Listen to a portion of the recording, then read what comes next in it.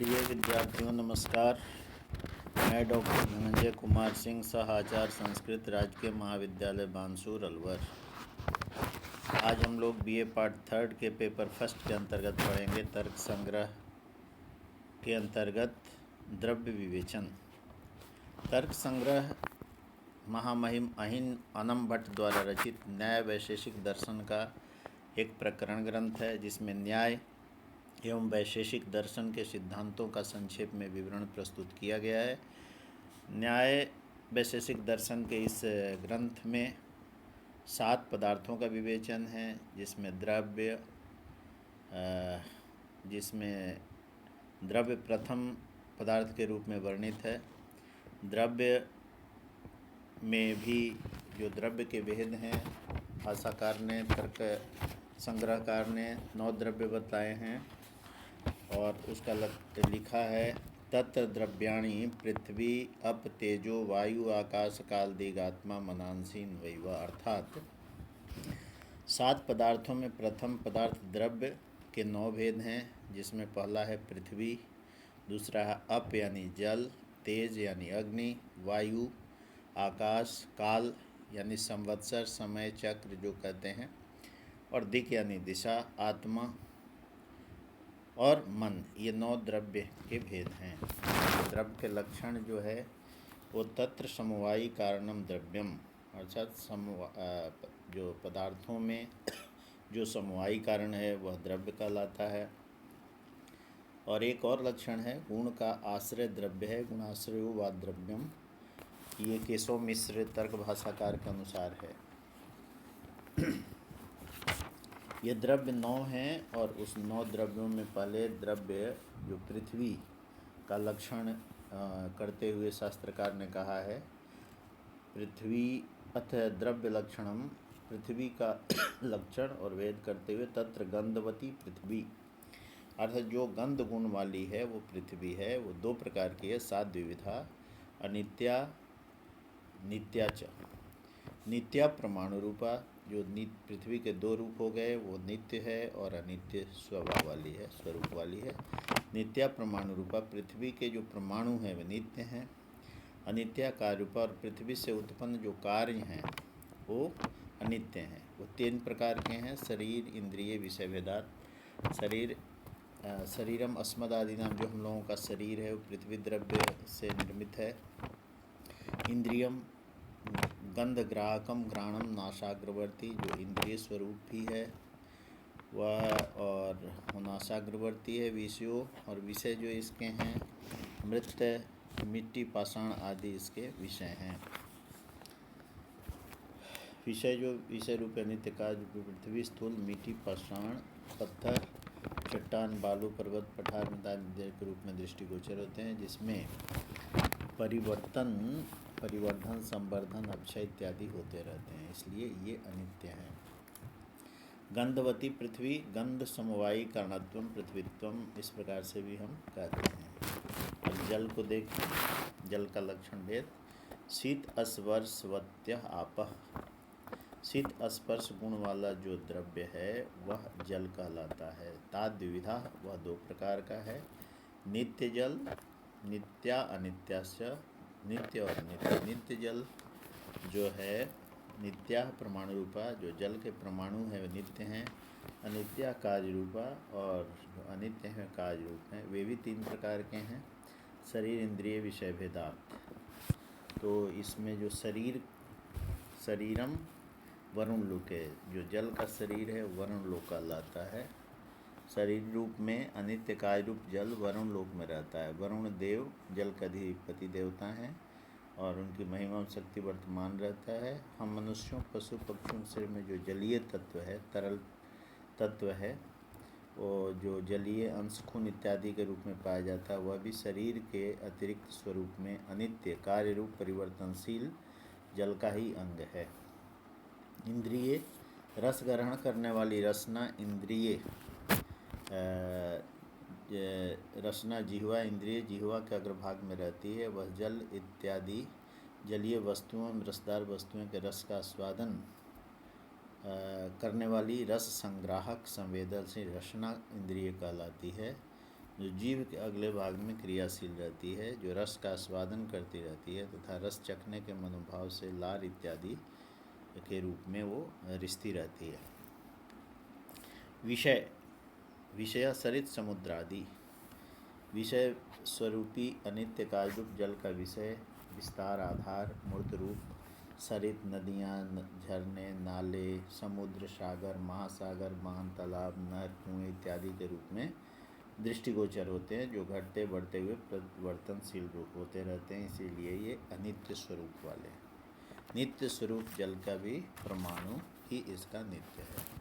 तेज यानी अग्नि का जो द्रव्य का लक्षण एवं भेद है वो इस प्रकार है। उष्ण अस्पर्शवत् तेजः तद द्विविधम नित्यम अनित्यश्च, नित्यम परमाणु रूपम अनित्यम काय रूपम, पुनः त्रिविधम शरीर इंद्रिय विषय भेदात। ये पहले में भी जो शरीर इंद्रिय विषय भेदात जो नित्य के बारे में आ रहा है वह अग्नि के संबंध में भी है। शरीरम अस्मद शरीरम आदित्य लोके, इंद्रियम रूप ग्राहकम चक्षु कृष्ण ताराग्रवर्ती, विषय चतुर्विधः, विषय चार प्रकार, भौम दिव्य औदार्य आकरज भेदात, भौमम वन्यादिकम अविंधनम दिव्यम विद्युत आदि, भुक्तस्य परिणाम हेतु औदार्यम आकरजम स्वर्णादि। व्याख्या के लिए भी ये जो लाइन एज इट इज उठाकर रख दिया जाएगा जो संस्कृत में मैं पढ़ रहा हूँ, और इसकी व्याख्या आपको करने को दे दिया जाएगा, इसलिए ये पंक्तियाँ भी आपको ध्यान में होनी चाहिए।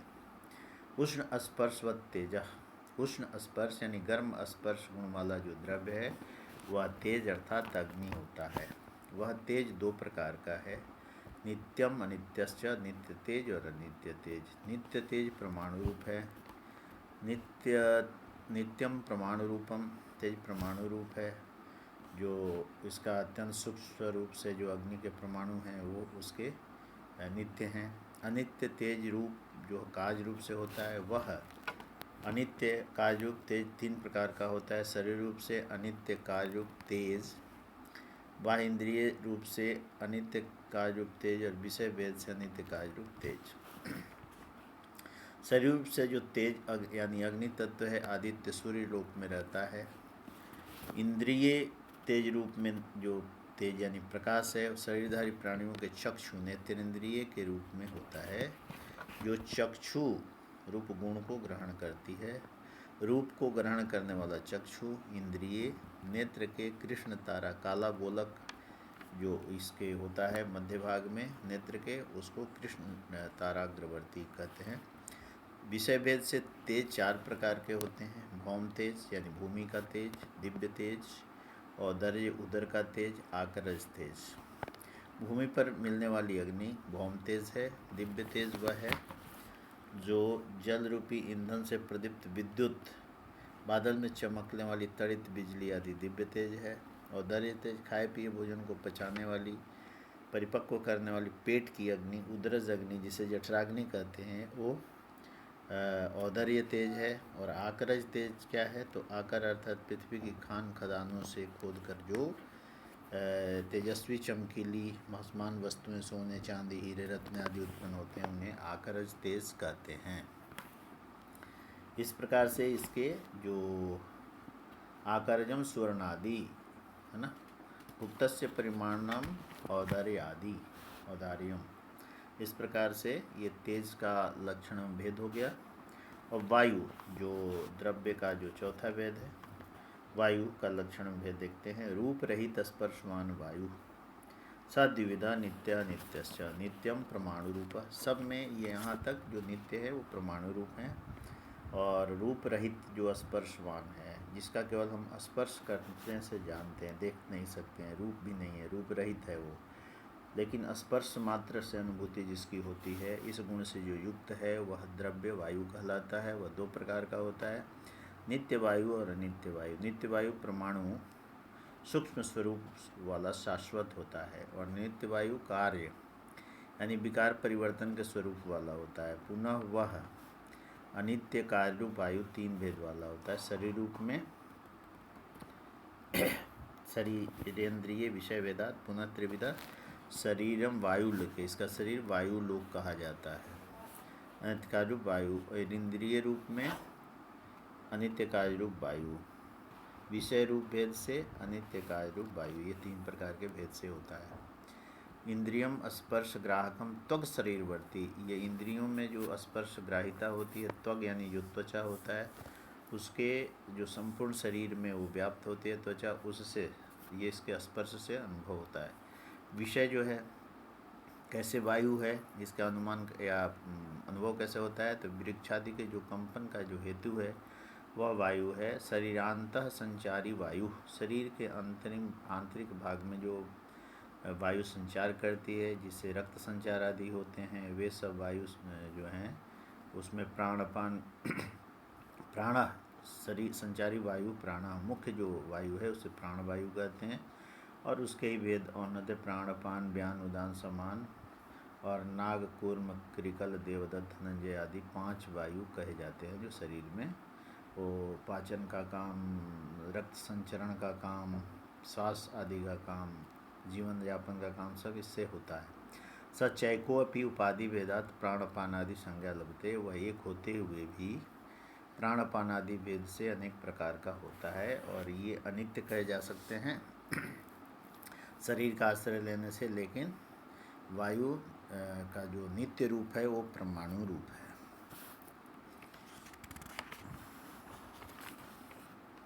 आकाश जो 5वां द्रव्य है आकाश, शब्द गुणकम आकाशम तच्चैकम विभु नित्यम च, शब्द यानी ध्वनि आवाज़ रूपी गुण को समवाय संबंध से रखने वाला जो द्रव्य है वह आकाश होता है। वह आकाश एक ही है, वह सर्वव्यापक है, नित्य है, एक है, विभु है, नित्य है। शब्द गुणकम आकाशम, शब्द लिंगकम च आकाशम, अर्थात शब्द गुण जिसमें रहता है वह आकाश है। शब्द ध्वनि जिसकी स्थिति का अनुमापक लिंग है वह आकाश अनुमेय है। शब्द गुणजस्य तत्शब्द गुणकम तत्शब्द गुणकम ग्राहकम आकाशम, तो शब्द रूपी गुण को ग्रहण करने वाला आकाश है। अतः इसकी जिसकी सत्ता शब्द के माध्यम से आभासित होती है, जिसमें शब्द ध्वनि स्थित रहती है। शब्द और आकाश परस्पर गुण गुणी भाव से समवाय संबंध से रहते हैं, यही आकाश कहलाता है। शब्द ध्वनि को ग्रहण करने वाली हमारी श्रोतेंद्रिय कर्णेंद्रिय होती है, किंतु वह आकाश का ही सूक्ष्म रूप होने के कारण से शब्द को सुनती है। इसलिए कहा गया है कि कर्ण सस्कुल्य अवच्छिन्नम नभ प्रदेशम श्रोत्र, अर्थात कान रूपी शिपी सस्कुली से घिरा वह आकाश का रिक्त स्थान ही श्रोत्र होता है, तभी वह शब्द को ग्रहण करता है। स्वयं कान का आकार ध्वनि का ग्राहक नहीं है। शब्द गुणकम आकाशम नित्यम बुभुंच एकम। काल का लक्षण भेद देखते हैं। 6 है अतीत आदि व्यवहार हेतु काल सच एको विभु अनित्य च। अतीत आदि अर्थात भूत भविष्य वर्तमान इत्यादि लौकिक समय व्यवहार का जो निमित्त कारण है वह काल कहलाता है। वह काल यानी समय एक है, वह सर्वव्यापक है, नित्य है, शाश्वत रूप से रहता है। हम रहें या न रहें, काल हमेशा रहेगा। काल का चक्र ही निरंतर रूप से वर्तमान रहता है।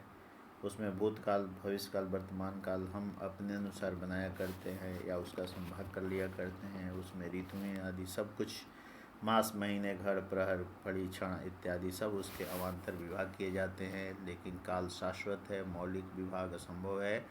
काल सभी कार्य द्रव्यों एवं घटनाओं का आश्रय होता है, वह नित्य है, व्यापक है, शाश्वत है। दिक् दिशा जिसे कहते हैं उसका प्राच्यादि व्यवहार हेतु दिक् साचयिका विभ्युई नित्या च।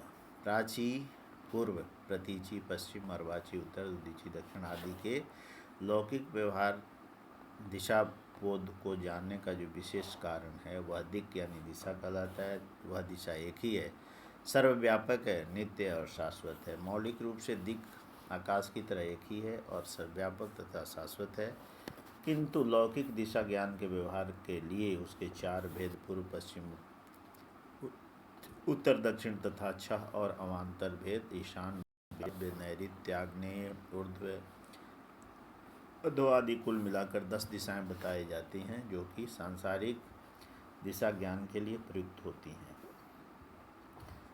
सर्वव्यापक होते हुए भी पूर्व इत्यादि लौकिक व्यवहार का साधारण कारण दिक् कहलाता है। वह एक ही है मूल रूप से और विभु है और नित्य, व्यापक है, नित्य। आत्मा जो द्रव्य है इसका लक्षण है आत्मा को भी एक द्रव्य माना है, जिसे हम ज्ञान का आश्रय कहते हैं, ज्ञान का अधिकरण कहते हैं। उस आत्मा के बारे में कहा ज्ञानाधिकरणम आत्मा, ज्ञान के अधिकरण, ज्ञान के आश्रय, आध्यात्मिक ज्ञान के मूल आधार अधिकरण आश्रय को आत्मा कहते हैं। वह आत्मा दो प्रकार की होती है, परमात्मा जीवात्मा। सद्विविधा परमात्मा जीवश्च तत् ईश्वर सर्वज्ञ, परमात्मा एक है वह, जहाँ उसे ईश्वर कहते हैं वो सर्वज्ञ होता है। वह परमात्मा एक ही है, परमात्मा जो है वो ईश्वर है जो सर्वज्ञ है, वो एक है। जीव तो प्रति शरीरम भिन्नो विभु नित्यस्य, जीव जो है प्रत्येक शरीर में भिन्न हो है, और है तो वो भी व्यापक लेकिन और नित्य ही है, वह भी है। वह ईश्वर का अंश भी अन्य जगहों पे कहा गया है। जीवात्मा आत्माधारी प्राणी, इसमें आत्मा यानी जीव की आत्मा रहा करती है। इसमें दो प्रकार का माना गया। आत्मा को अन्य जगहों पे अनेक प्रकार से बताया गया, जैसे गीता में न जायते म्रियते वा कदाचिन नायम भूत्वा भविता वा न भूयः अजो नित्य शाश्वतोऽयं पुराणो न हन्यते हन्यमाने शरीरे वासांसि जीर्णानि यथा विहाय नवानि गृह्णाति नरो प्राणी तथा शरीराणि विहाय जीर्णानि अन्यानि संजाति नवानि देहि। यानी आत्मा न कभी मरती है, न कभी जन्म लेती है, अजन्मा है, नित्य है, शाश्वत है, अत्यंत पुराना। इसका शरीर के मारे जाने पर भी यह नहीं मरती, इत्यादि बहुत सारी बातें कही जाती है। न इसको शस्त्र छेद कर सकते हैं, न अग्नि जला सकती है, न हवा सुखा सकती है, न जल गीला कर सकता है, नैनम छिदन्ति शस्त्राणि नैनम दहति पावका न चैनम क्लद्यंतापो न च शुष्यति मारितः इत्यादि। ये जो है गीता के 2वें अध्याय में भगवान श्री कृष्ण और अर्जुन के संवाद में आत्मा की शाश्वतता पर प्रकाश डालते हुए आत्मा के बारे में बताया गया है। वही आत्मा जो है यहाँ पर भी आत्मा रूप में है, जो नित्य है, विभु है। इसका अंत, शरीर के अंत होने पर भी इसका अंत नहीं होता, ये त्रैकालिक इसकी सत्ता होती है। एक जो आत्मा है वो परमात्मा जो है ये सर्वज्ञ है, ये अल्पज्ञ है, ऐसा हम कह सकते हैं। मन मन का लक्षण और भेद क्या है? 9वां द्रव्य है सुखादि उपलब्धि साधनम इंद्रियम मनः तच्च प्रत्यात्म नियतत्वात् अनंतम प्रमाण रूपम नित्यम च। प्राणी की सुख दुख हर्ष शोक इत्यादि के प्राप्त अनुभव को कराने वाली साधन एकादश विशेष इंद्रिय को मन कहते हैं। यह मन प्रत्येक जीवात्मा में निश्चित होने के कारण अनंत, अनेक तथा परमाणु रूप भी है और नित्य शाश्वत स्वरूप वाला है। कहते हैं कि शरीर के नष्ट हो जाने के बाद भी इस आत्मा के साथ मन संयुक्त होता हुआ सूक्ष्म शरीर के साथ विद्यमान रहता है और इसी का पुनर्जन्म होता है और उसी से कर्मों के अनुसार उसको जन्म मिला करता है और उसकी विभिन्न योनियाँ मिला करती हैं। और उसमें 84 लाख योनियों में मनुष्य जो भटकता है या जीवात्मा जो भटकती है उसका कारण है मन। और मन जो है वो कर्म मन और इस प्रमाण रूप में आत्मा के साथ संयुक्त होकर ही नए नए शरीर को धारण किया करते हैं। वासांसी जीर्णानि यथा विहाय जो गीता में कहा गया है उसका कहने का तात्पर्य यही है, जैसे एक मनुष्य एक वस्त्र को छोड़कर दूसरे वस्त्र को अपनाता है, उसी तरह से यह जीवात्मा मन के साथ संपृक्त होती हुई और नए नए वस्त्रों की तरह नए नए शरीर को धारण करती है, जब तक यह जीवन चक्र और संसार चलता रहता है, जब तक वह पूर्णतया मुक्त नहीं हो जाती। तो इस तरह से मन वस्तुतः नित्य और शाश्वत स्वरूप वाला होता है। आत्मा के साथ उसका संचित कर्मों के फल भोगने के लिए संबंध बना रहता है, तभी वह मन सुख दुख का अनुभव करता रहता है। संयमित एवं जितेंद्रिय मन मुक्ति ज्ञान एवं सुख का आधार कारण बनता था। इसके विपरीत मन दुख मन होता है, जैसे कि कहा गया है मनः एव कारणम केवलम बंध मोक्षयो। तो मन ही जो कारण है बंध मोक्ष का। मन को 5 कर्मेंद्रियाँ 5 ज्ञानेंद्रियाँ के अलावा 11 एकादश इंद्रिय के रूप में गिना जाता है, जो दोनों इंद्रियों को ये प्रेरित करता है, संचालित करता है और सुख दुख का भाई वह अनुभव कराने का हेतु के रूप में होता है। मनस्त्वावि संबंधवान मनः अणुसंयोगी अतीन्द्रियम सुखादि उपलब्धिकरणम नित्यम च। यह नित्य तत्व के रूप में माना जाता है, यानी इसका नाश नहीं होता और मन के कारण से ही बंधन और मोक्ष हुआ करते हैं। इस प्रकार से शास्त्रकार ने ये 9 द्रव्य के लक्षण को यहाँ पर प्रस्तुत किया है और इसका हमें इस द्रव्य को अच्छे से तैयार करना चाहिए। इसमें से जो है किसी एक के बारे में 9 द्रव्य में से उसमें पूछ लेता है और व्याख्या भी इसमें से आती है। और 9 द्रव्य का भी विस्तृत विवेचन कीजिए, ये प्रश्न भी हो सकता है परीक्षा की दृष्टि से, तो इसको भी हमें तैयार करना चाहिए। आज इतना ही, अगली कक्षा में दूसरा विषय लेंगे। धन्यवाद, नमस्कार।